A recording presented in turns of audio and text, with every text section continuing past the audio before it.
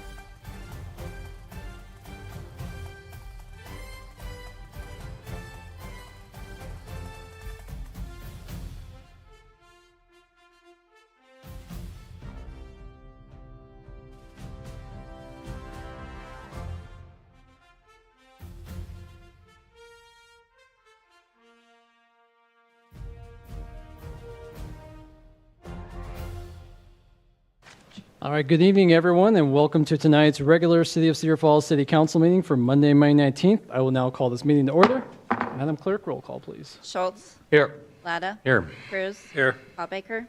Here. Ganfield. Here. Chrisman. Here. Dunn. Here. All members present, Mr. Mayor. Thank you, Madam Clerk. And if willing and able, could everyone please stand for the Pledge of Allegiance?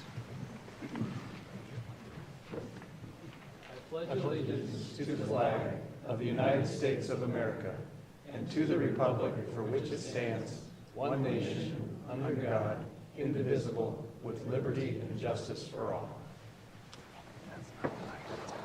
All right, thank you, everyone. Now look for a motion to approve the meeting minutes, regular city meeting of May 5th. So moved. Second. Motion second. Any discussion from council? And any discussion from the public? All right, seeing none, all those in favor? Aye. All opposed? That motion carries. Madam Clerk, any agenda revisions? I have no agenda revisions, Mr. Mayor. Thank you, Madam Clerk. We will now move to public forum. Speakers will have one opportunity to speak for up to 5 minutes on topics relevant to city business. If there's an item on the agenda later in the evening, please wait for that item. We'll make sure to have public comment then. But for any items not on the agenda, just feel free to come up.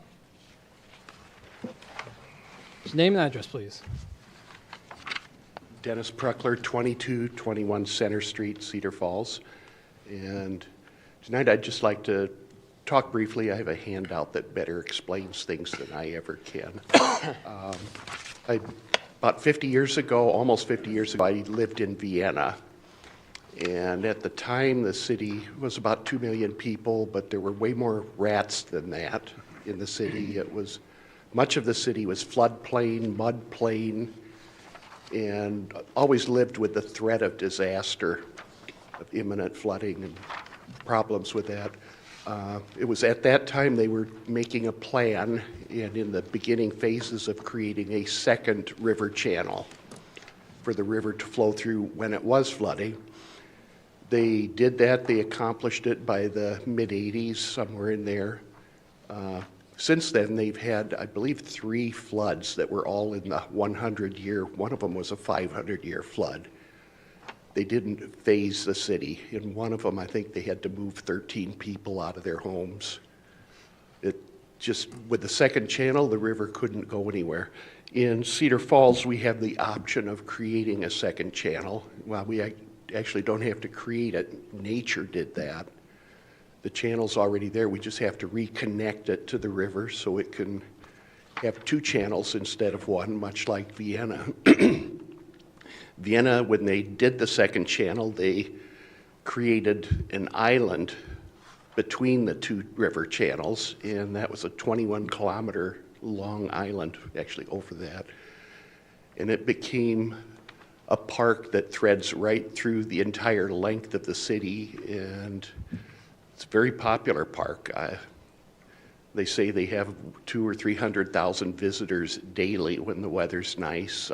During festivals, they'll have up to 3 million people in a weekend.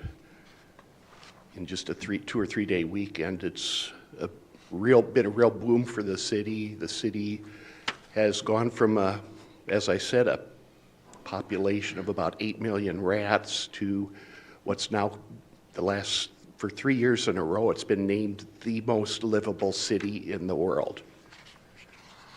And that's by a company that rates cities for moving businesses and subsidiaries to the city. It's considered the most desirable place for that type of activity. They've pretty much solved their flooding problem and created a very attractive, very livable city. I'll conclude here if anybody has any questions. Thank you. Mr. Spreckler. Thanks, Dennis. Anyone else for public comment this evening?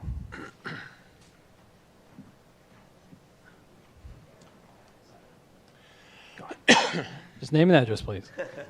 Hi, Ryan Pence, 5420 Ironwood Drive. So just going on behalf of myself and about 15 other houses in the Meadows subdivision, where a couple of weeks ago on April 16th, we started getting rain or water coming up through the sewer system in our basement. So it's been a couple weeks here. I know quite a few of you are aware of it, but it's just been a mess for our whole street. It was sad to see our whole street with trucks for pulling not just water but dirty mud out of our basement. So most of us had a couple inches basically of this mud that came up through the sewer system. So I was the one that called the city, and I'm very glad that someone answered the phone at 11:30 at night. We did call twice, but they did answer. They sounded sleepy, but they got my message that something was happening and that it wasn't from us. It was from the sewer system. So they came. They lifted up the drains in our neighborhood. They saw that there was something that was getting into the sewer system, and they noted that there was water to the street level, essentially. So I think the city communicated that it was a manhole cover that was left open. So just here to hopefully that we can get this resolved quickly. That there's paperwork and claims and things, but just making people aware, and hopefully that we can get this resolved. And do appreciate the workers coming out at midnight and talk to them outside a little after midnight and working on it. So I appreciate the work that they have done. Thanks. Thank you, Mr. Prince. Quick on that, I know a few others may speak to it too, but did want to point out, we are working, our team will be meeting internally this Wednesday to review some of it. So we do plan to get an update to everybody here by the end of the week. And I would encourage, if anybody hasn't filled out the damage claim yet, to make sure and get those in, because we'll be able to use those to help figure out some of the next steps. So thank you for coming. Thank you for calling, because it definitely helped our team get out there right away and help get it addressed. So appreciate it. Yeah, Larry Bachman, 5436 Ironwood Drive. Same position as Ryan. 4 weeks ago, Wednesday night, our lives were turned upside down. 2 o'clock in the morning, I went in the basement. We had 3 inches of mud and water. My neighbors were out of town. Finally got a hold of them at 5 a.m. in the morning. They canceled everything and came home the next day. So we did hear from the city the next day, and what we were told was that the contractor had left a manhole cover off my sewer drain Wednesday during construction work. I guess all that water went in there, all the grass, all the mud and everything else, and that came back up into our homes. At least 12 homes were affected out there that I know of. Remediation is pretty much done on all the homes. We had to cough up that money to pay that. Now we have, in my instance, I have about a $38,000 reconstruction bill to put my basement back to where it was on April 23rd. Keith has presented some of his stuff. I haven't submitted my stuff, but my claim will be in tomorrow, hopefully. And we just hope that the city will take all this into consideration and, help us out in some way, because it's something that should never happen. If it was an act of God, we could probably understand that, but it was a human error, I think, on somebody's part, and we just need to figure out what that was and go forward. Thank you. Thank you, Mr. Bachman. Anyone else for public comment this evening? It's all you, Rosemary.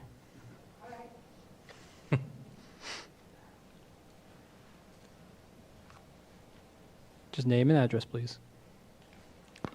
Rosemary Beach, Western Home Community. I'm here to talk to you about, hopefully, someday getting a handicapped and fully fixed restroom for people who need it in downtown Cedar Falls. So I'm doing this on my own. I, of course, had a reason for doing that, my husband, basically. But I finally found the paper where we had a meeting on April 17th here from Community Development Committee on Downtown Public Restroom Study. At that time, I was not aware of it. Nobody told me that there was going to be a report on it. I happened to check what was on the thing, on your agenda, and I found it out, so I came.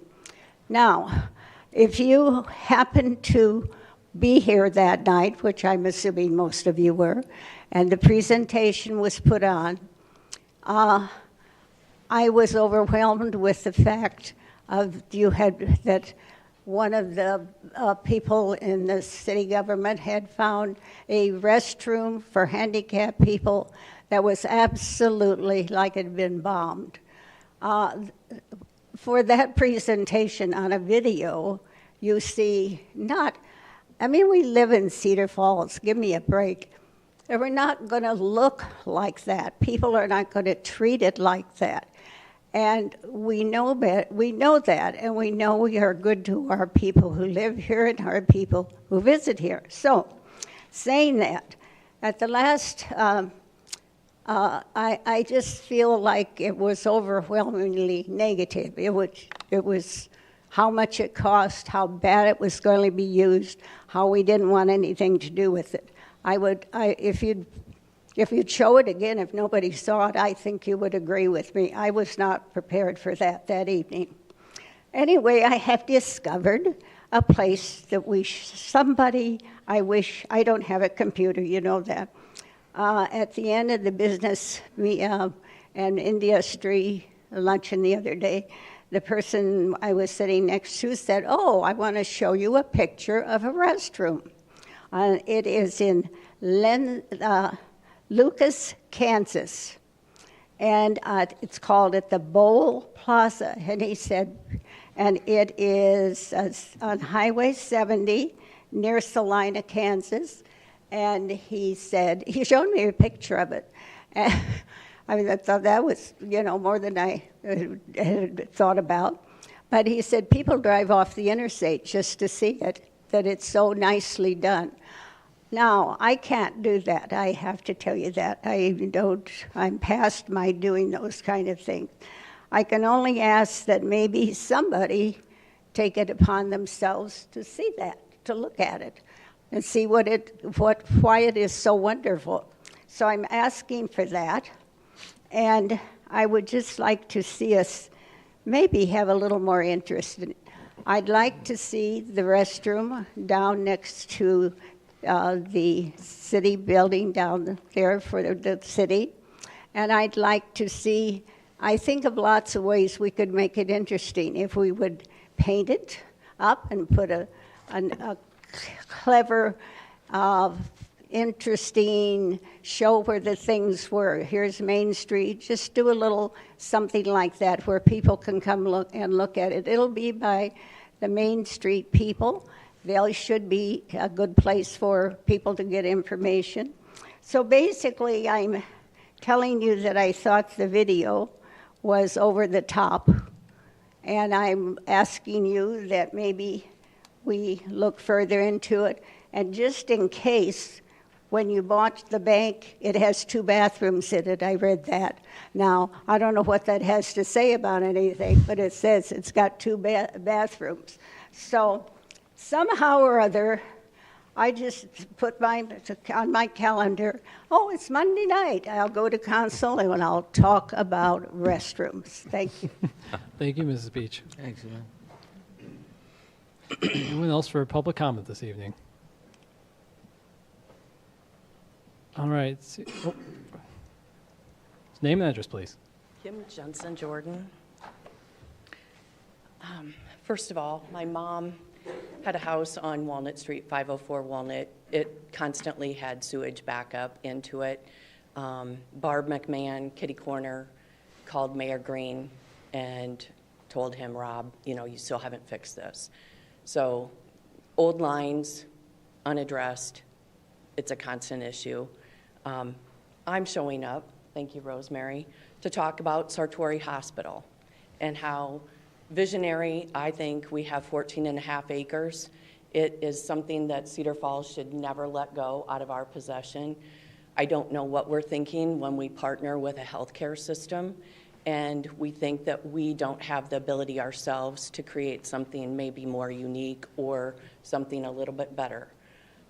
For the last 2 years, I've been helping my mom. We are an aging community. We need those 141 beds. And that is old information. It's been repurposed, reconstructed, but we do have an obligation to the surrounding communities as well. And we can still repurpose for less than $168 million that 14.5 acres. It's got beautiful access points. It has an airlift flight out. That's life. That's a heartbeat to this community, unlike anything else. And one thing that I really want to address and really have either the Historic Preservation Group, which I've asked 3 times to put that into historic preservation, and they said they've not been instructed to do so yet. I want to make sure that that certificate of need, when we go, or Ryan Myers goes to apply for that, it's not at the demise of 515 College Street to build something new.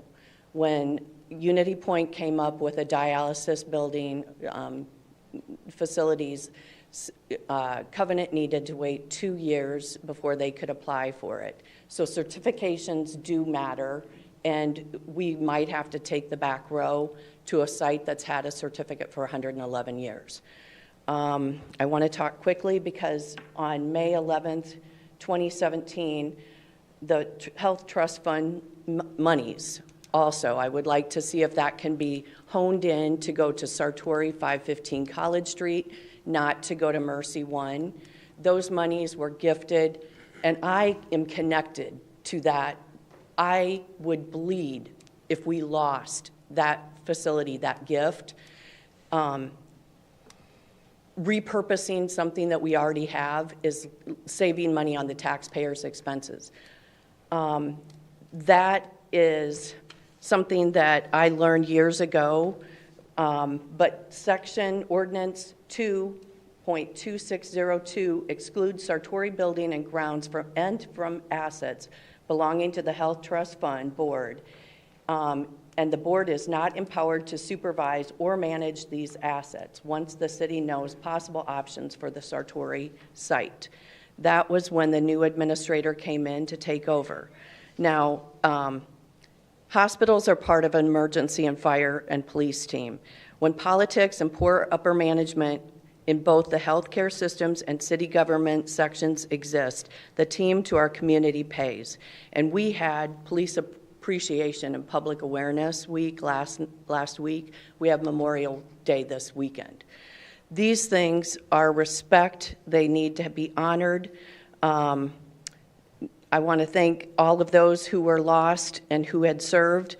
We have many people within our own communities. My mom grew up, she had, living there, she had Chief Dale Holmes and Mick Reistack and Trooper Marvin Messerschmitt, all within the same location. I was I took police cadet program through Hoeing and Rice, and I feel that I really tack into what that public safety and measurement is. Hoeing and Rice would tell me, Kim, you keep that foot on the pedal. You don't let those sites that we knew always to be important for our community development to ever cease to exist. Schoit's Foundation was money. Sartori Foundation is money. Those monies need to be protected. They need to go to community. Politics are politics. Hospitals should stay out of it. Patient needs come first. It doesn't matter if Kim or Dustin is not a patient. If they had an emergency and that was the closest hospital, they would serve them. But we all have choices. Now, what is the Cedar Falls City getting for buying land for Mercy One to build a new facility? When I'm looking into research, and Iowa has the #1 leading cases of cancer, we just cannot afford to partner with someone that has mega millions. We have our own city budget and our own needs, and we have honor and obligation. Thank you, Ms. Jensen-Jordan. Anyone else for public comment this evening? Just name and address, please. Yep, Gabe Grodehouse, still live at Homeway Drive.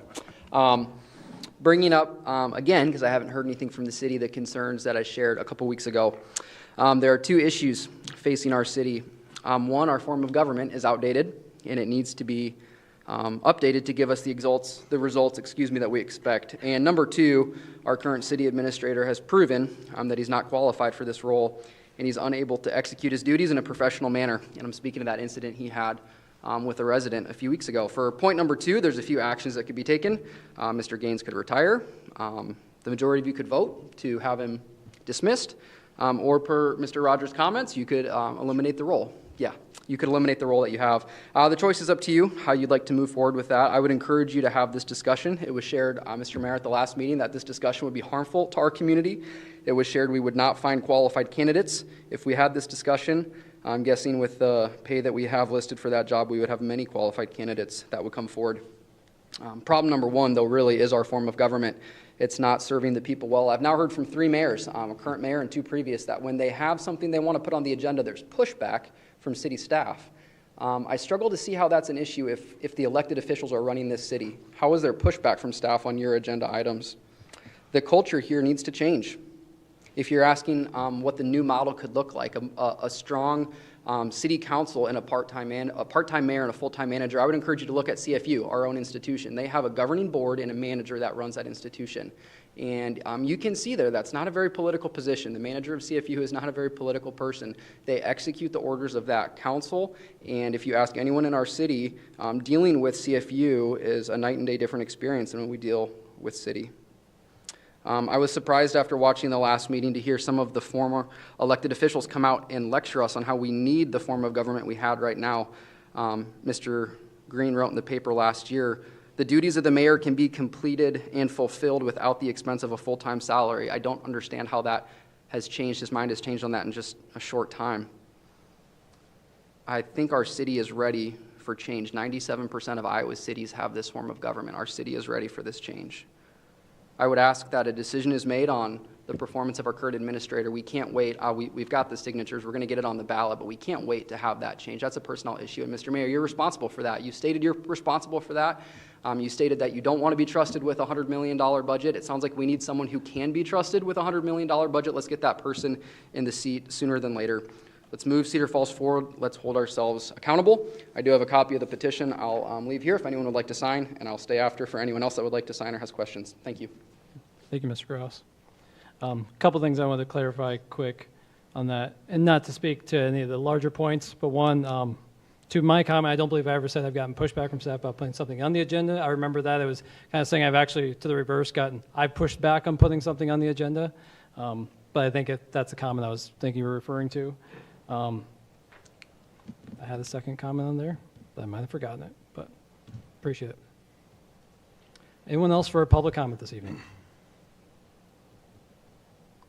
All right, seeing none, we'll move to the regular portion of the agenda. Staff updates, I believe we've got a few. Director Schrage, some of the Viking Road. Sure, I can start.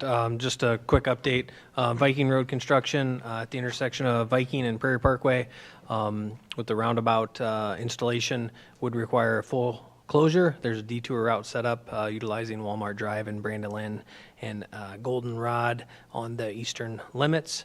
Please be patient. It's for the safety of the construction employees, as well as soon as we can get part of the project completed and restore some form of vehicular traffic movement on Viking Road, we will do so.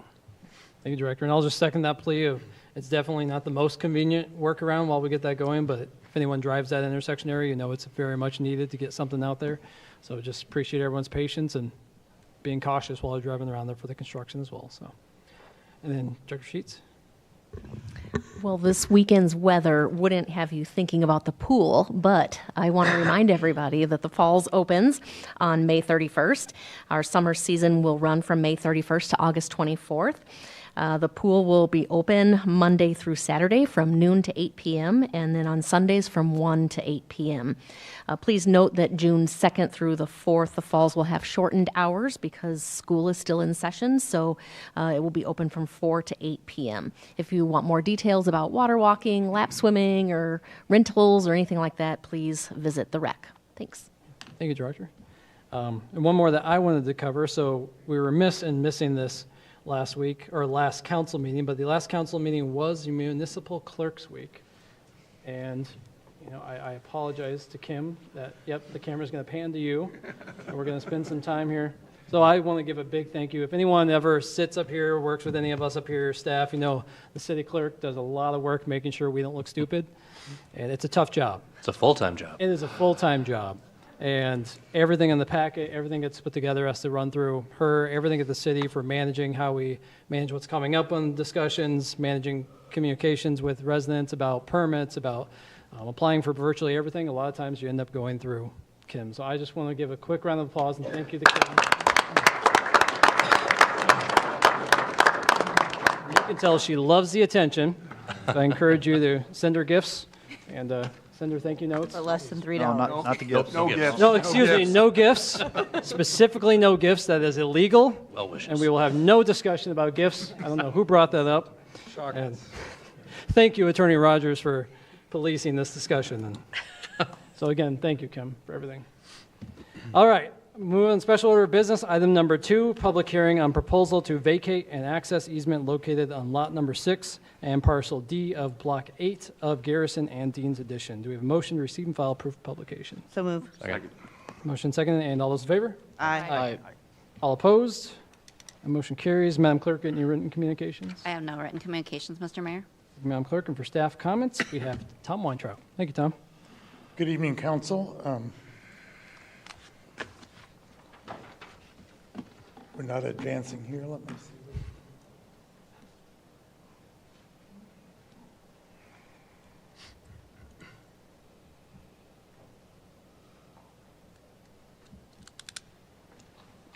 Kim, do you also do technical support? There we go. Okay, great. I think that's Okay. Kevin. Sorry for the delay, but this has been going on for 4 years now. Initially, they were wanting to vacate, as you can see on there. There's the red easement that was across the lot north of 422. Dan Fensel wanted to vacate that, and he dedicated a new easement on May 15th, 2001, which is shown in yellow. So traffic could continue from the public alley and be able to exit out onto a street, because otherwise there was no public access. And the Planning and Zoning Commission reviewed this and recommended approval. Once they opened up, there had been a traffic or parking lot island. They had trees. They had to reconstruct that.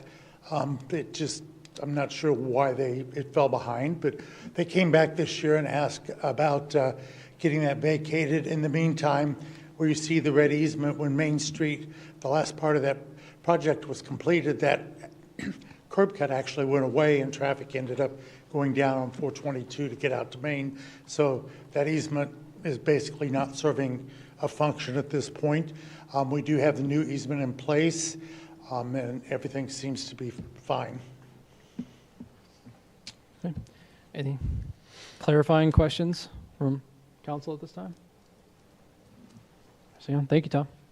And then we will open it up to public comments on this item. If anyone would like to speak for the 5 minutes. All right, seeing none, we'll close the public hearing and look for motion, resolution vacating an access easement located on lot number 6 and parcel D of block 8 of Garrison and Dean's Addition. So moved. Second. Motion and seconded, and any discussion from council? Seeing none, requires a roll call vote, please.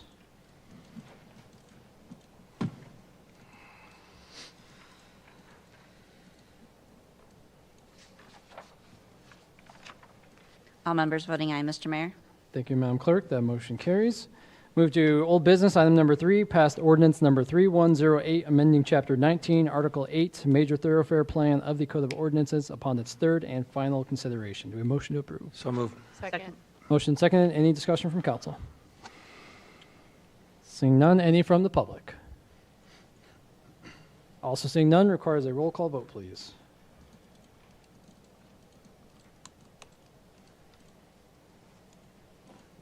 All members voting aye, Mr. Mayor. Thank you, Madam Clerk. That motion carries. Item number 4, pass ordinance number 3109, amending Chapter 20, subdivisions of the Code of Ordinances to update and establish definitions and regulations related to street connectivity upon this third and final consideration. Do we have a motion to approve? So moved. Second.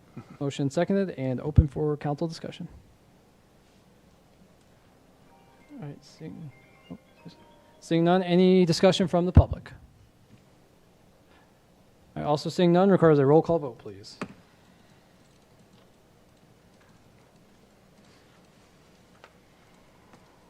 Five voting aye, 2 voting nay, Mr. Mayor. Thank you, Madam Clerk. That motion carries. Item number 5, pass ordinance number 3110, amending Chapter 26, zoning of the Code of Ordinances relatives to swimming pool regulations upon its second consideration. Do a motion to approve? Second. Motion seconded, and any discussion from council? Mr. Mayor? Yep. I still hold that there's error that could be done on a human part. Obviously, there's already examples of what happens when someone forgets to do something. So I'm going to stick with my opposition to this. Thank you, Councilor. Yep. Any other discussion from council? All right, seeing none, any from the public? Also seeing none, requires a roll call vote, please.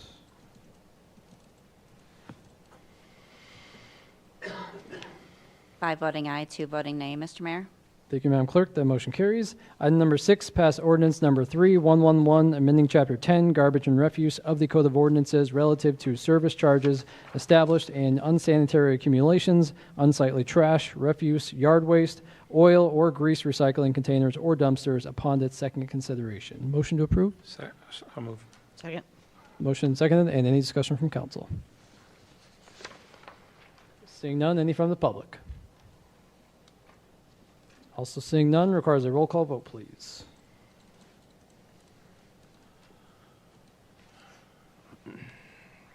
All members voting aye, Mr. Mayor. Thank you, Madam Clerk. We'll now move to consent calendar. So the following items will be acted upon by voice vote on a single motion without separate discussion unless someone from the council or public requests that it be considered separately. Are there any requests for items from council?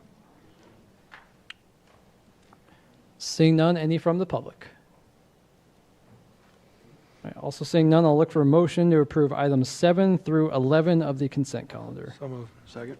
Motion seconded, and all those in favor? Aye. All opposed? That motion carries. Now move to the resolution calendar. So the following items will be acted upon by a roll call vote on a single motion without separate discussion, unless someone from council or public requests that it be considered separately. Are there any requests from council? Mr. Mayor, number 25. 25. All right, any others from council? All right, seeing none, any from the public? What item? Just what's the item number that you would speak about? Okay, we've got that one covered. So we'll make sure and have it. So then we'll move ahead with the rest of the items, and then we'll pull that one out separately and come back to it. Any other items from the public? All right, seeing none, I'll look for a motion to approve items 12 through 33, excluding item 25. So moved. Second. Motion seconded, and requires a roll call vote, please.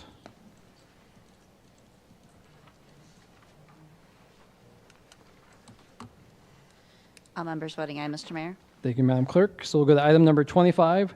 Look for a motion for resolution approving amendments to the Pinnacle Prairie Mixed-Use District Master Plan relative to property located at 4900 Prairie Parkway. So moved. Second. Motion seconded and open for council discussion. Mr. Mayor, Yeah. Mr. Canfield, I know you pulled this. I just wanted to get in front of that. I'm abstaining on this item for potential conflict, so. Thank you, Counselor. Yeah, I pulled this item. I'm not in favor of switching this so early on. I think we've had a lot of rhetoric around let's leave it as is, status quo, stay the course, try it. It's not even been occupied yet, and we're going, let's go ahead and change this. And the insinuation I heard from many of the residents that I represent is that they weren't well informed. So at minimum, they would want to table this for further research and conversation. I do know it's passed through P&Z, so we're at this point. I pulled it to provide some residents an opportunity to be heard before we would make any final decision on it. Thank you, Counselor. Any other discussion from council? I'll circle back because I didn't know if you wanted to make a motion to table it or if you just want to hold off and get community feedback and we can circle back to. Community feedback first would be well Okay. received. Any other discussion from council before we open up to public comment? All right, seeing none, we'll open it up to public comment if anyone would like to speak on this item tonight for up to 5 minutes. And just name and address, please. My name is Suzanne Eastman, 4923 Time Road. This is in the Western Home community across the street from Prairie Stone Senior Living. I am here to address item number 25, which is a request by Nelson Construction, Prairie Stone, to change the current zoning from multifamily residential to professional services and offices. This zoning change will allow for the conversion of this senior living facility to a short-term residential treatment center for addictions, recovery, and rehab, to be called Thrive Now. I am a retired nurse, not a public speaker. I have had personal family experiences with both alcohol and mental health issues, so I'm well aware of the need for addiction treatment and rehab services.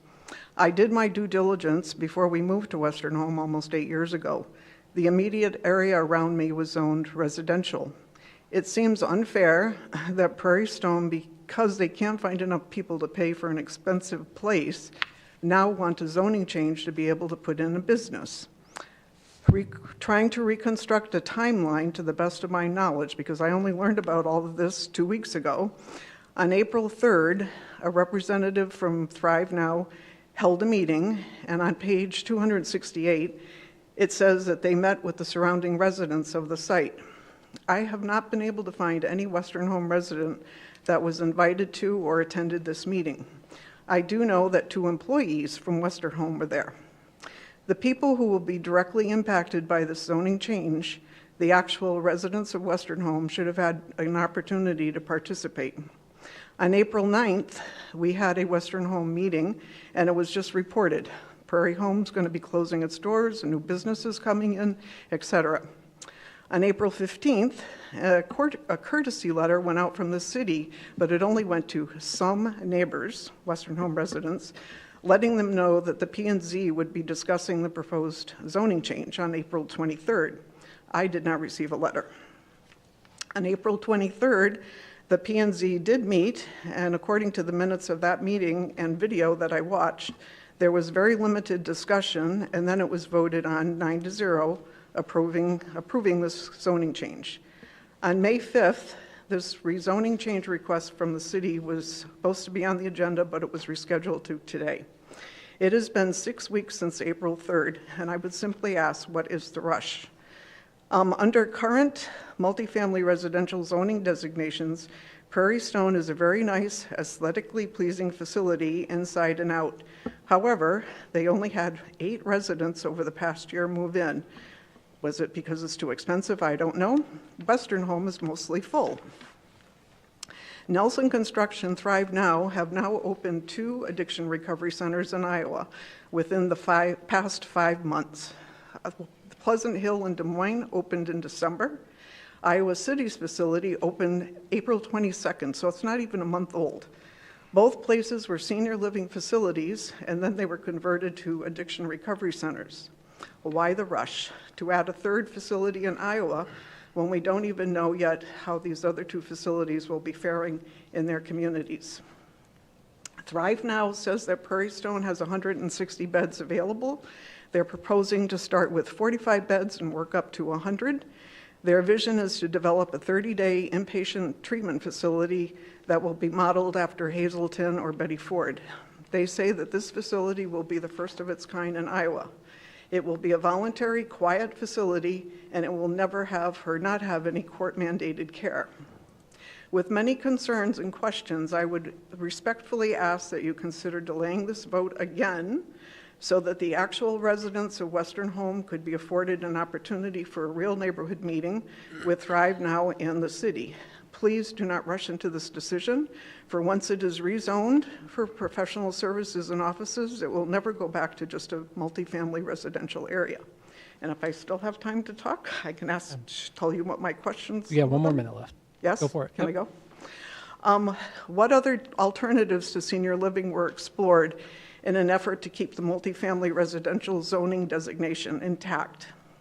What if this recovery center doesn't attract the number of high-end clients that they expect to keep it financially viable? What then? Will they be able to change to any kind of programming without coming back to the city council?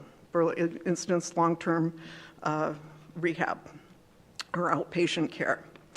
Will Thrive Now be a for-profit entity paying local property taxes? What happens if Thrive Now fails? What other kind of businesses could then go in there? What will the change in zoning do to our property values? Will our community experience more crime?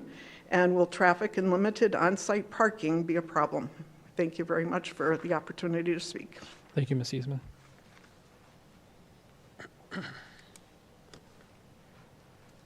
Just name and address, please. What's that? Just name and address, please. Okay. Mary Christoph. I live at 4916 Tyne Road in Cedar Falls. I am also talking about the change to the substance abuse facility. My husband and I, who's here also, feel it isn't really safe to put a substance abuse facility across the street from where the elderly live. When you rezone the property, we actually wrote a letter stating that the senior living facilities are overbuilt. Also, that the Western Home was right across the street, and that's a known facility, and this would be hard to fill. Well, unfortunately, it came true. You're putting the people that live across the street possibly at risk. We have lots of widows over there, couples that are just bound to walkers, and you can't be more vulnerable than that. Statistics say that 20% of the substance abuse patients admit to stealing. So you really never cure substance abuse. They just live day by day, and there's always a chance of reoccurrence. We were unable to attend the zoning meeting. We did get a letter. We were out of state, and so we did get a letter that was forwarded the day before the meeting. So I quickly wrote a letter to the zoning and an email to them, and I watched the zoning meeting later, and my letter wasn't even read. It wasn't, they said there was one person that was dissent against it, but they never read my letter. So then on May 2nd, Doug Leach, who was Ascension, called my husband and I because he got word that we were against this. And so he is actually the one that requested, he said, to move the council meeting to today. And he said he would set up meetings for neighbors and before the vote would be taken, so he would make us all feel better. Well, he also said he would follow up with an email.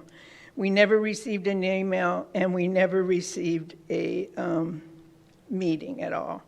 So this past Friday, 2 weeks later, I received an email from a Brandon George, who's supposedly from Ascension also, and he said he would like to set up a meeting in June sometime, so after the fact, after you guys vote. I'm just concerned that we're getting mixed messages from this company. Who's going to own this company? Are they renting the building or are they actually owning the building? If they're renting the building, are they going to come back and change it, or are they going to just drop out? And then what's going to happen to the building once you rezone it? The owner also said it was a voluntary admission, so there will be no locked doors.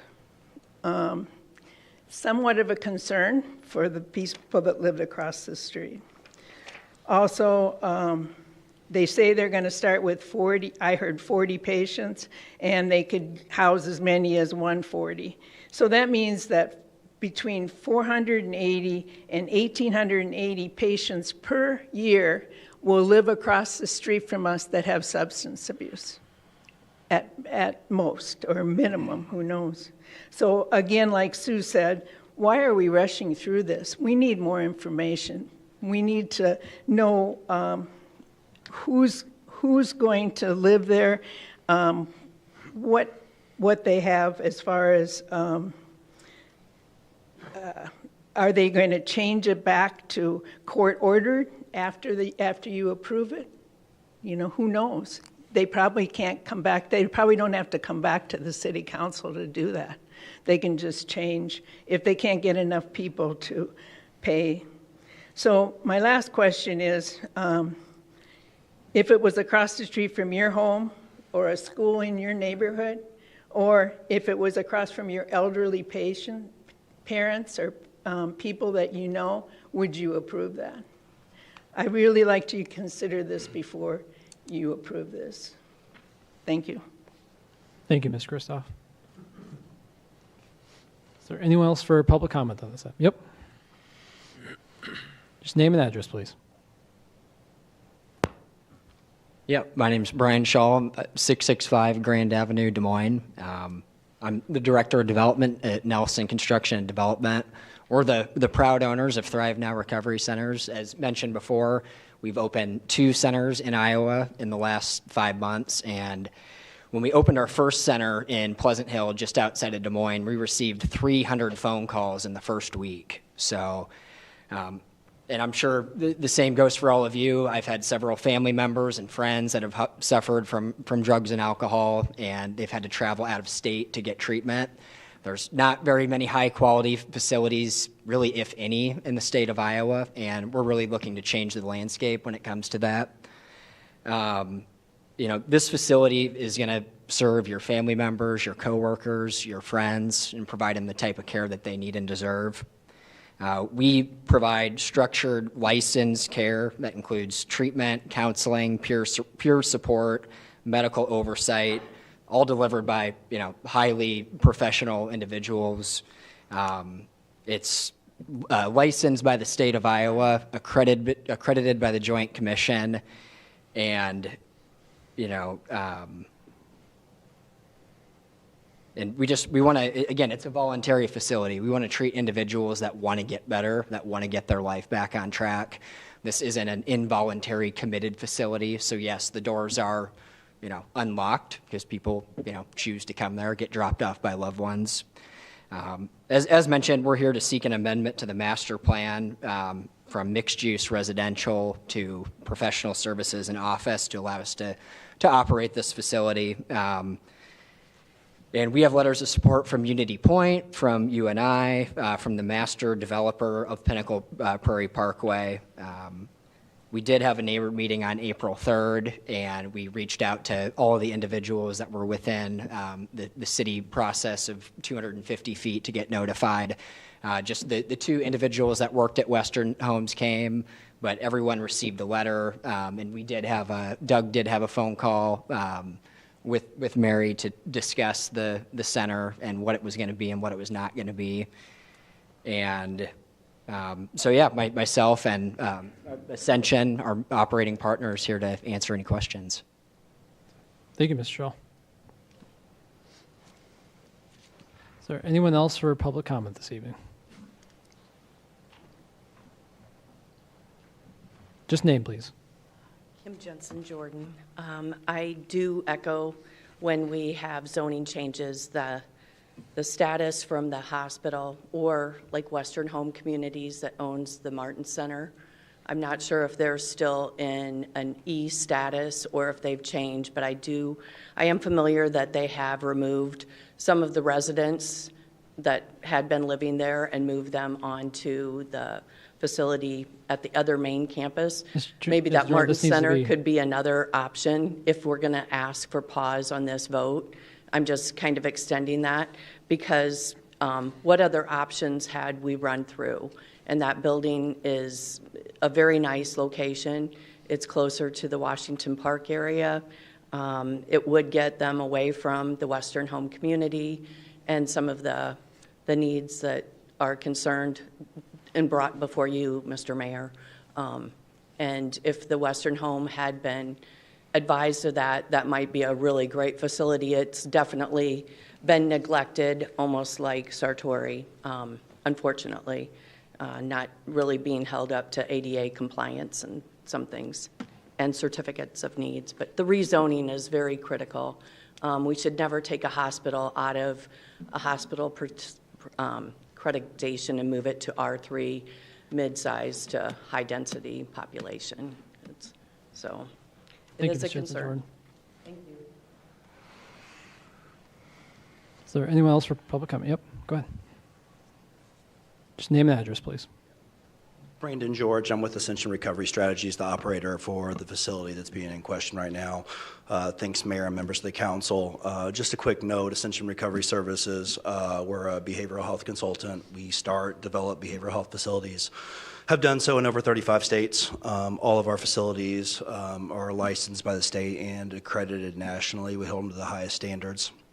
Participate in a lot of zoning hearings, a lot of council hearings. There's always concern from the community. One of the things we always do is, as mentioned, our CEO personally reaches out, says if you want to talk to any neighbors around any of our facilities, happy to do so. I was the person that reached back out. We don't just have meetings beforehand, we continue to have meetings afterwards. We said that we would come to Western Homes to have a visit. We said that they could later come to our facility, and so we're happy to continue the conversation. We want to be part of the community. The ownership group is from Iowa. Obviously, this just isn't a big national group in to come and put big business into the community. And so we want to be part of that fabric, working with the local university, the healthcare systems, et cetera, to do our part in trying to help people make sure that they're not using and not drinking and not causing problems. The folks that are in the facility are not using drugs, and so that's a good thing, we think. Yeah. Thank you, Mr. George. Thank you. Is there anyone else for public comment on this tonight? All right, seeing none, we'll bring it back to council. And any further council conversation, questions? Yeah. Council member? Go ahead, Mr. Mayor. Yeah. One of the speakers was alluding to the fact that they didn't get notified. Who would have proof that everybody was notified? Is there a list of names? What was the situation there? Can somebody explain that process? Well, so I did look, worked with Director Sheets on that. There was a portion of, Ms. Eastman, which street are you on? on time where it was just on the other side of the street was outside the, I believe, 250 feet. So one half of the street was notified, the other half was not. So it was based on just the distance away from the property. It's a 300-foot area that we mail to. And it's a courtesy notice, so it is not required. This is not a rezoning that's occurring. It's a change in the master plan. So we do send those out before the Planning and Zoning Commission meetings, and then people, if they're interested, can then follow the process from there. We don't do it for every meeting. Okay. Was there a public comment time? Does this not qualify for one of those types of meetings? Where the Planning and Zoning Commission always has public comment with their items. We can have a planner speak to whether anybody attended the meeting to speak about this concern. If something was received in writing, if it was just right before the meeting, then we put it on the Planning and Zoning Commissioner's table, similar to what we do with council. They may or may not read the letter out loud, but they have it in front of them. Thank you, Director. So are we, excuse me, are we looking to, if we change this, to delay it, or are we voting for permanent? Say that's up to you guys. The item before you is the resolution. That'd be final action. Mr. Mayor? Can I? Yep, go ahead. Maybe this is for Director Sheets. This is already zoned mixed use, right? But, correct. But because there was a master plan, whatever the procedures we have in place require the modification of the master plan? Yes, we recommended when the applicant came to talk with us about this potential change in use, we said it would be important to go through the process for the change in the land use, or the master, I'm sorry, I misspoke, the master plan, since it was identified for mixed-use multifamily at the time. Okay. But otherwise, this entire, a substantial part of this area would allow this type of thing? Correct. The MU district would allow MU this. allows it. Okay. And so if I can clarify quick, it was previously an MU district zone for multifamily, which I think is where that residential piece is coming in of it. It was seen as residential, and now we're looking to change it, which is allowable within the MU district, but we're making the decision. Yeah, the overall zoning is MU district mixed use, and then we always adopt a master plan that the council adopts that. When I say we, that outlines, this area might be residential, this area might have some commercial, and it can be a little specific about this is office commercial, this is retail commercial. So the Pinnacle Prairie master plan did identify those types of things, townhomes versus single family, that type of thing. Okay, thank you. Mr. Mayor, if I may, I think I missed a clarifying question earlier. The professional services and office park does have a height restriction of 48 feet or 4 stories. I'm wanting to make sure this complies with that. Additionally, there is a prohibition in this area against residential uses. So if it were something that needed to change back, we would have to come through this whole process again to switch it back to be allowed to be residential. So there's I just want to make sure those things are compliant with the existing zone we're trying to move it to.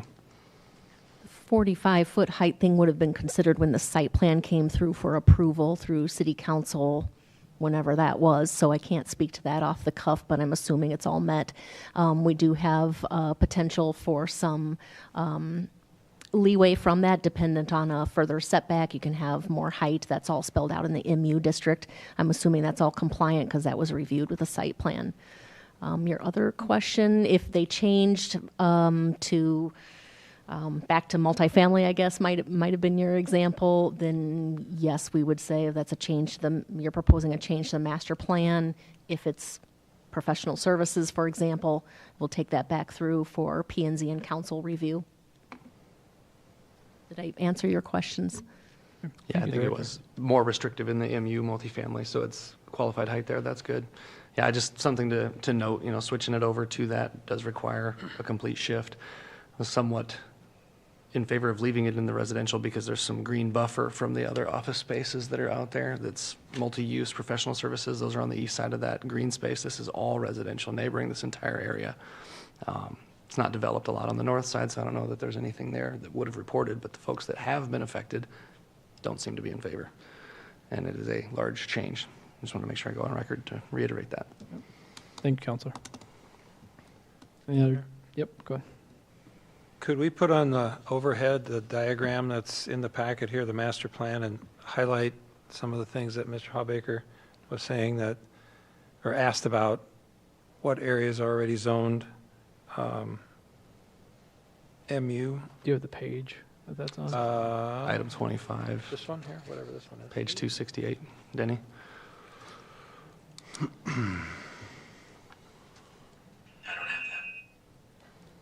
Let me see here if we got it in the packet. Oops. Yeah, 'cause Denny probably doesn't have the full packet in his. Okay. I was just hoping to get some clarity on what, I mean, I got it in the packet here, but what is MU already and the impact to the residential area that the speakers are mentioning? Because from what I can see here, directly to the south and west are all residential. The whole area is zoned MU, but then the master plan, which is what you're referring to in the packet, the images that you're seeing, the master plan will say single-family residential here, townhomes, apartments, office buildings, retail. So what we have in the packet is the master plan from Pinnacle Prairie. Does that help? If I get what you're trying to ask, you're just trying to ask generally, is there other similar things around here, or is it all residential? Well, from what I'm looking at, to the south and east appears to be more of the professional services and various things that have gone in there. If I may, Mr. Mayor? Yep. I mean, but to the north, I mean, Midwest Bank is right there when you come into Prairie Parkway. There's some apartment buildings on that east side. There you have the proposed location of this property. Then you have Unity Point Clinics. Pinnacle Care Services are out there on the east side. I mean, I think that's sort of kind of the definition of mixed use, if you ask me, that it's showing a bunch of mixed use. If I may just proceed with my comments, and here's my feeling. I think it's consistent with the mixed use. I understand why they need to change the master plan. There are a lot of professional services that are already out there. I understand, I suppose, the concern or safety elements, but I'll disagree with that understanding. As somebody that sees pretty much every criminal complaint that comes through Blackhawk County in my day job, there's nothing geographically related to treatment centers in that regard. And the reality is that the treatment, obviously there's a business model that says that it's needed, that there's a demand for it, and we are all better off, we are all safer when there's more treatment available when it relates to addiction. And so I understand why the developer wants this change. I don't really see a good reason not to proceed with it. I think our city and the 40,000 residents or more in it will be better off by having that available. So I'm in favor of moving forward now. Thank you, Counselor. Mr. Mayor, my comment regarding it was, I guess I should have made a motion on delaying, was more my direct situation. I would like the citizens over there to have more opportunity to speak. I don't think that 300 feet notification is really broad enough to get the whole community's opinion. So that's where I would be. Making a motion then? I'd make a motion on that. To delay. Well, let's check. Attorney Rogers, would we be looking to delay? What's or the official postpone, or way if what's we the wanted words? to not approve this yet and wait for more information? Would we just vote it down and, or would we table it? You can, we don't want to move to table it. That's a killing measure, but motion to postpone to a certain date and just suggest a date. June 16th. Second. That'll work. Second for discussion. So we have a motion second for discussion on postponing this item till June 16th. And then I would say in that we'll look for some direction on what are we looking to happen between now and June 16th, whether that's asking staff to bring back more information, any further information we need from the developer, from the community. If it's we want to see more community interaction or feedback. Just looking for some direction there. I'd be interested in finding out how they chose this lot as opposed to others that might be available nearby.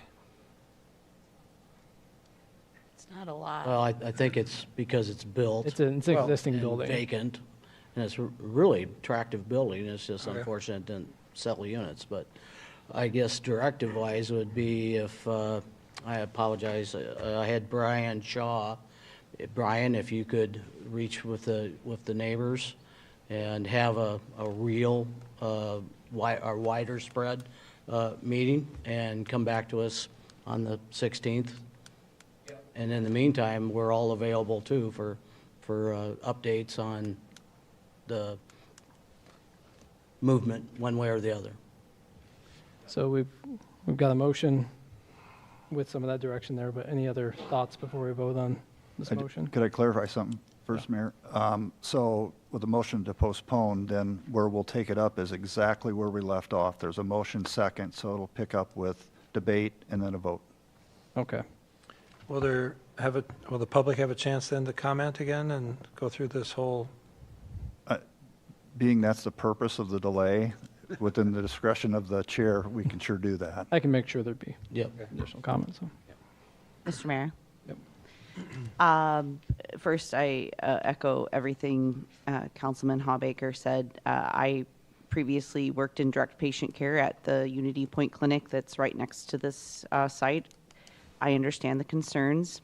I do, also feel that, and I say this as a person who can have my own assumptions about people, but I would say that I'm often wrong in my assumptions.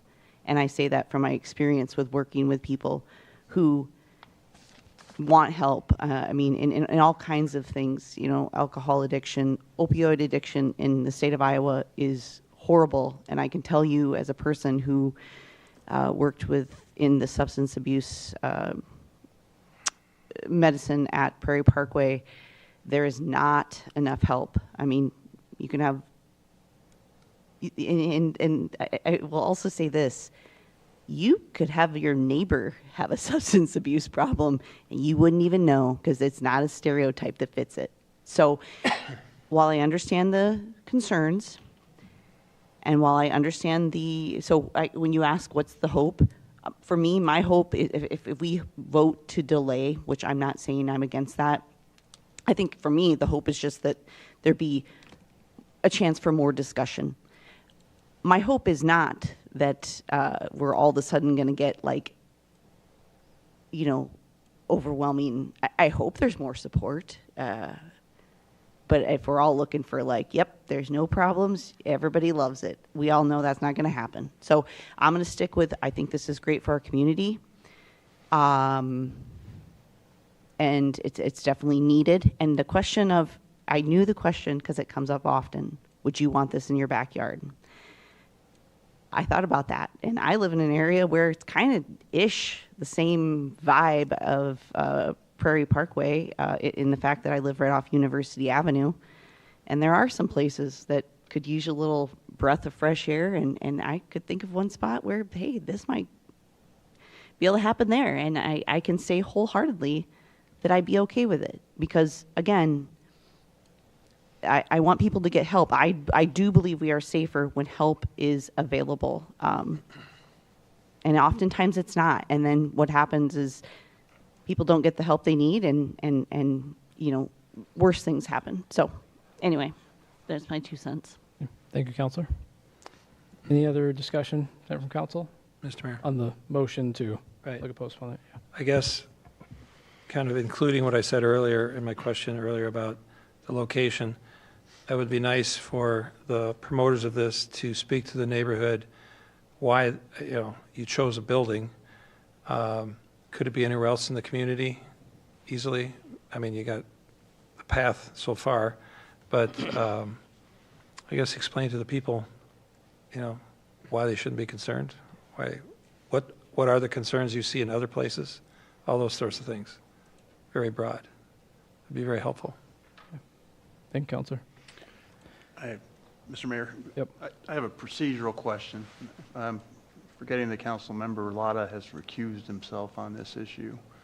And let's assume, without knowing, that, let's say we have a vote on the motion to delay and it's 3-3. That's a tie. That's a no, right? Motion to postpone, you're talking about that Yeah. vote? Yeah. That fails. Go back to the original resolution. And then that could be 3-3 again and would fail again. Yes. Okay. Thank you.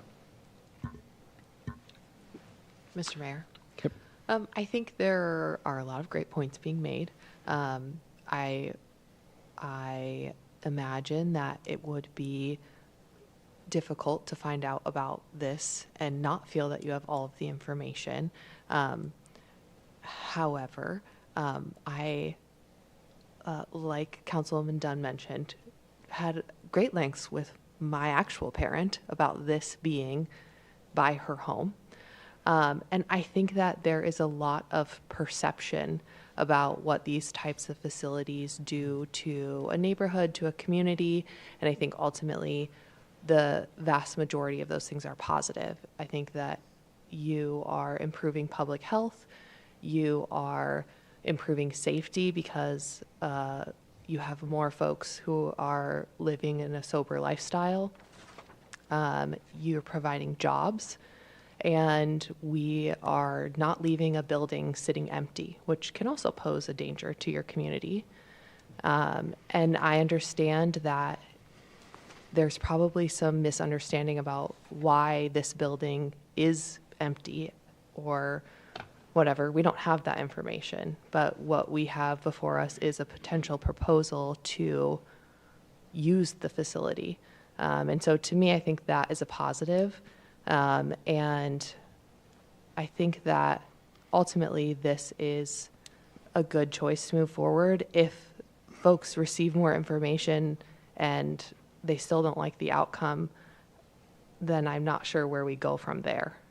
You know, that you have the information and then what? So, you know, I'm not sure that that's the best solution.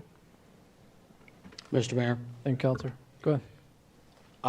I would advocate that having the people who have the opportunity to get the information, which they haven't gotten the opportunity to get the information. I'm not opposing whatever in the facility. My opposition is that they didn't get the opportunity to learn and get educated and have an opportunity to speak their minds and ask their questions. They may decide that they already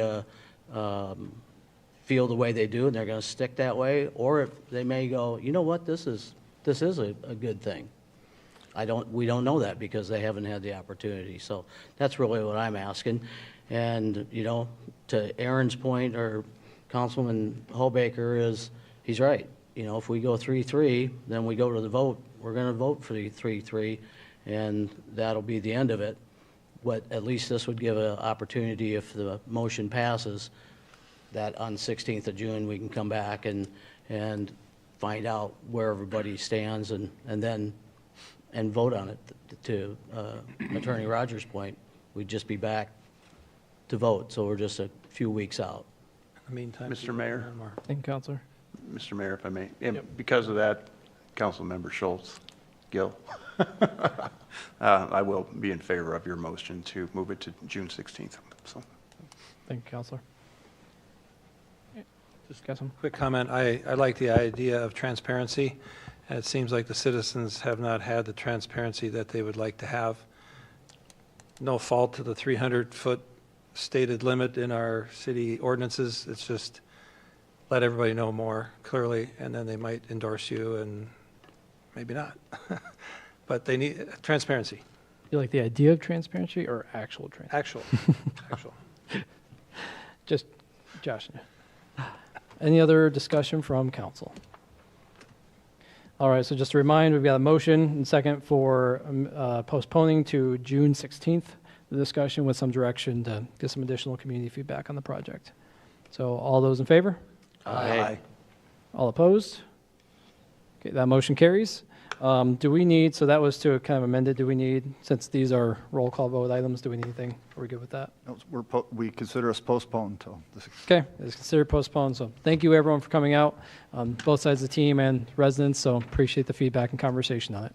So, Mr. Mayor, they'll decide on their own how they want to have a public meeting and present amongst themselves? I'm Yep, and I can talk with staff too and see what may be the best way to Okay. help. So Because that we've got way- some of those contact lists and things, so. Okay. All right, and with that, that most item is postponed, so we will move to allowing bills and claims. Do we have a motion to So allow moved. bills and claims? Motion? Second. Seconded. Any discussion from council? And any from the public? All right, seeing none, requires a roll call vote, please.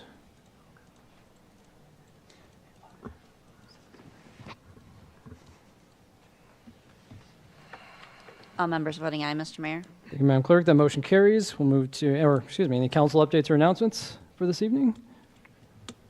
All right, seeing none, we'll go to council referrals. Item number 35, submitted by Councilmember Schultz. We have a referral to consider an ordinance permitting operation of utility task vehicles, UTVs, also known as side-by-side vehicles, in a designated perimeter within the North Cedar area of Cedar Falls per the Iowa state law.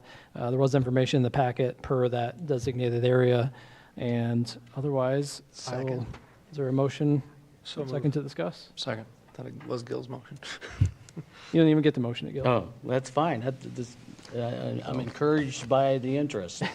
But motion seconded, so Councilmember Schultz, if you want to. So, as you can tell, we have an audience full of people that have an interest in this. It is citizen requested, and citizens have driven it, as you say. I feel it's a very fine, ideal location geographically for use. It's interesting, we've all seen different versions of side-by-sides on all streets within Cedar Falls. Last week, I wasn't outside very long, and I saw the public safety side-by-side vehicle go up and down 12th Street a number of times. So they are a very versatile and safe vehicle.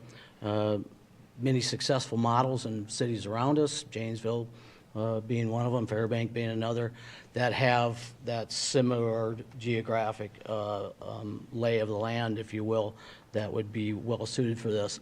The map that, I don't know if Denny can put that map up, or the map you've seen, limits this from the northern Cedar Falls city limits to, I believe it's Big Woods is well before the interstate, and it would go down to the bend well before Snag Creek, go down Cottage Row, and only be in the areas where trucks, cars, motorcycles, other vehicles would be.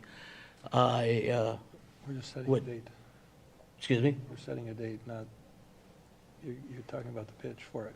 Yeah, So I'm leading up to there's some folks here that would like to talk to this. Okay. Henry, do we need to do that at the referral? But we'll open it up just because they give feedback. But just so you know, tonight is essentially giving direction. If you'd like to move ahead with the conversation, then we would likely bring back to a committee meeting with some staff doing some due diligence on looking at considerations, what that would look like to move forward. There was a few things that we knew about, like how certain areas would be treated, Big Woods Park, that we'd bring back information on so the council can have a informed discussion on. So tonight, just looking for any conversation around the willingness to give a direction to council to bring that back, and or excuse me, to staff itself to bring that back, and any potential dates. I know we could bring a recommendation back on when, just based on workload, we can get that back. But Do we have an idea roughly how far out in the future we are? Director Sheets, do you have or excuse me, I think no, Kevin Attorney Rogers. There was going to be some discussion on who would cover that, but. Yeah, this is probably public safety driven more than anything. So they'd want to do some work on that. So I don't speak for Mark. Since we got here, Chief Howard, we had to give you one chance to talk. Yeah, later this summer is fine. Wouldn't take that long. So, and if you guys are okay with a somewhat open timeline, we can just make sure and bring it back as soon as we can. And I can keep up with everybody on when it seems like we can. Right. I get excited with my hands. When we can get that back to the group. Thank you. Yeah, it'd be nice to know for the public how far down the road it'll be, in anticipation, comments, that sort of thing. So if we maybe want to say later this summer, Well, or if you want to.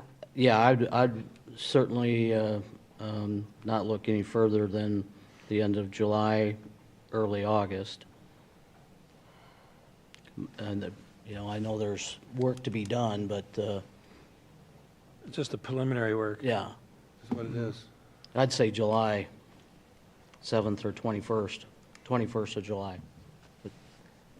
Any thoughts on that, Chief? I prefer it be after Ragbri. Oh, true. Good point. All right, August 4th. So we got you here for 2 days comments. It's good to remember that's coming up. We'll make it work, but I mean, our All staff's right. going to be extremely busy with, All right, no, seriously, Chief, how about the 18th of August? we'll make it work. Okay. Give you some breathing room after Ragbri and Mr. Mayor, Sturgis Falls. can I make a comment? I get why we want to get it done, and I appreciate, Chief Howard's get it done attitude, but a reminder to all of us that there are many referrals that were made way back in goal setting. So I think we're getting in a habit of dictating, like, I want this on this date. I don't think that's a good precedence for us to set. So just, I understand the want, but it also, it's about the workload. I mean, there's people that have to do the work, and it may not seem like that much to us, but it is work. So, plus, there are referrals that were made that haven't been touched, and they keep getting pushed back time after time after time. And it may be your referral. So anyway, I'm supportive of it, but I think we need to remember that. This dictating, I want it on this date, not a good look. Point well taken. Thank you, Councilmember. Because I would say to that too, Councilmember Schultz, if comfortable with it, I can work with staff after this meeting to bring back with you guys at the next council meeting just some thoughts on when it feels like we can get to this, and if at that point you feel like it's too late, we can Mr. Mayor. have a conversation on that. But Our next meeting will be just a general meeting. It won't be to determine the minutia. Right? It's going to be some general ideas, public can speak why, and then from there, then we draft an ordinance. So we have a meeting potentially August 18th. It's very casual in committee of the whole. It's not, this code, that language.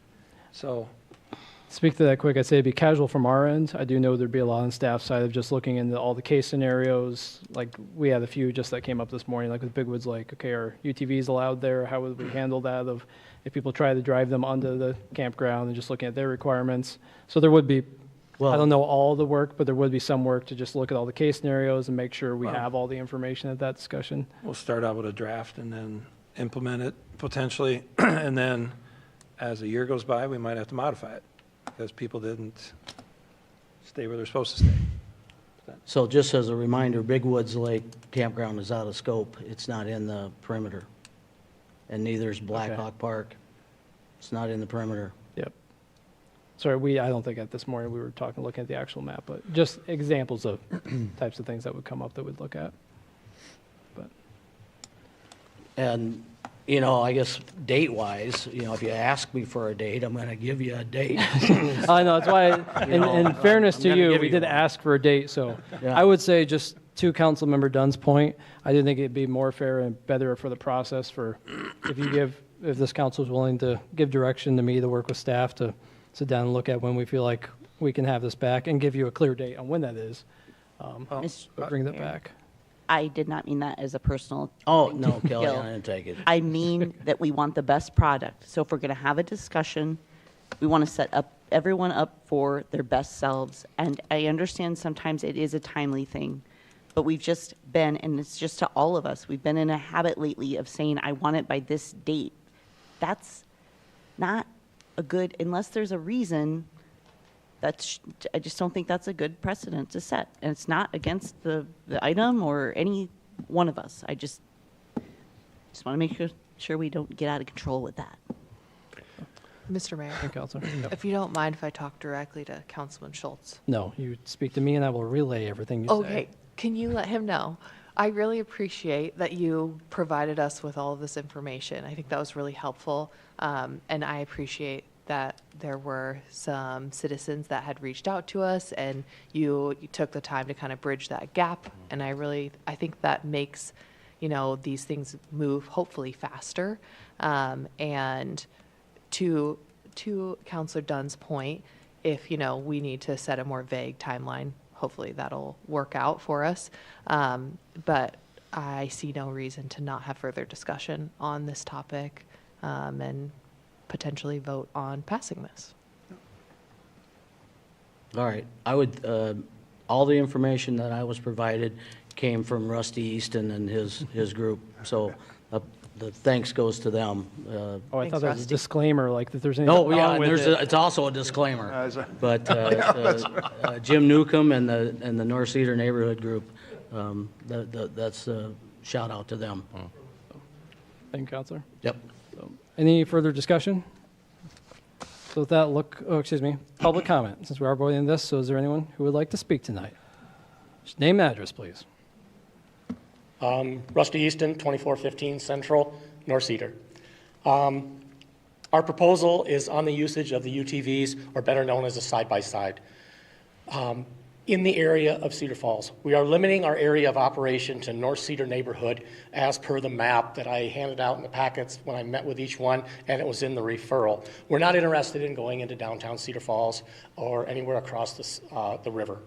The UTV is a reliable and efficient means of transportation for everyday chores and tasks, including our support of the local North Cedar businesses. In 2022, Iowa approved UTVs in all 99 counties, allowing communities to make their own decision to allow them or not. I have spoken with many of those that have allowed them, and the response was, we have had very few problems. We all agree all UTVs must be equipped and follow all state guidelines. These include all operators must be 18 years of age with a valid driver's license, proof of insurance, liability insurance mainly, current registration sticker from the state of Iowa. They also must have headlights and taillights which must be illuminated all the time, brake lights, turn signals, horn, rear mirror, and as of 2025, a slow-moving vehicle sign in the back of the vehicle must be displayed. Seat belts or harnesses must be used while in operation, and any passenger under the age of 18 must wear a helmet. UTVs in Iowa are also limited to a max speed of 35 miles an hour or the posted limit. Safety is a concern of ours, and we understand we must follow all traffic ordinances in place for all other vehicles.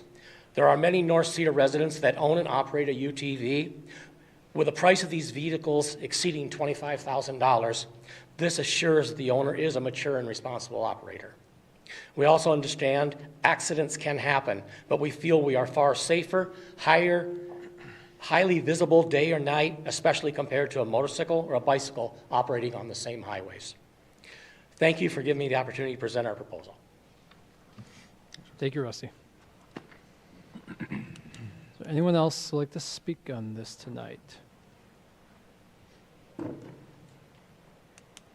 Just name and address, please, Jim.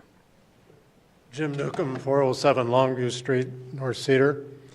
I currently serve as the president of the North Cedar Neighborhood Association, and Mr. Easton last Monday made a presentation to our board of directors and our general meeting group, and I'd like to report that we had no objections to this ordinance or this desire to have these vehicles run on our streets in North Cedar. And personally, I live about 2 blocks from about 3 different owners, and I've lived there many years, and I've never experienced any issue with these owners. They all obey traffic laws. They're not loud. Maybe the motorcycle groups could learn from the people that drive UTVs, but I've had no comments negatively toward this from any of our neighbors. Thank you, Board. Thank you. Thank you, Mr. Newcomb. Anyone else for public comment this evening? Jim speaks for everyone. Don't tell him that. All right, seeing no more public comment, bring it back to council. Any further discussion? All right, seeing none, all those in favor? Aye. All opposed?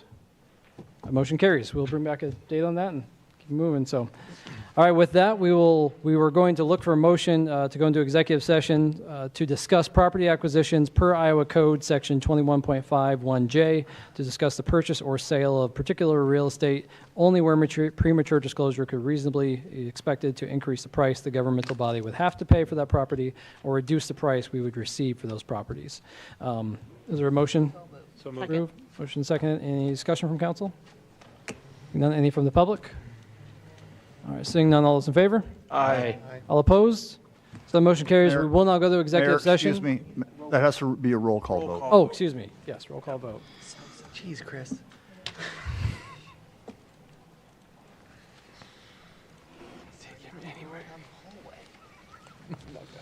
All members voting aye, Mr. Mayor. Thank you, Madam Clerk. Again, we will go to executive session. We will come back here to formally adjourn the meeting. No additional discussions will be had at that point, so you're welcome to stay. Otherwise, thank you, everyone, for coming, and have a good night.